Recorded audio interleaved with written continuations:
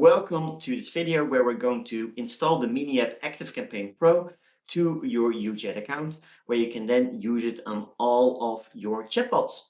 So when you are at this page, you only have to go and press the installation. But if we take a look before that and take a look at all the actions available, you will see that we have actions like add a tag to a contact, add to automation, create a contact, delete a contact, get a custom field value, remove from an automation, remove tag from a specific contact, set a custom field value, and update the contact as well.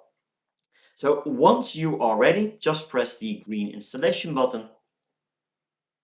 Then from here, we need a few data points to properly connect this mini app towards your ActiveCampaign account.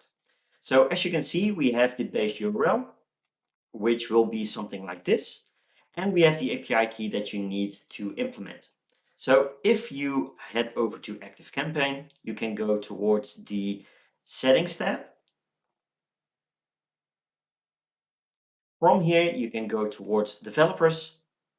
And here you have your API access. You can just copy your API URL, just insert it here, and same goes with your API key. You can just copy the API key and then insert it here as well. Just press save. And now your mini app has been installed. In the next video, we're going to take a look at how you can use this mini app inside of your chatbot automations.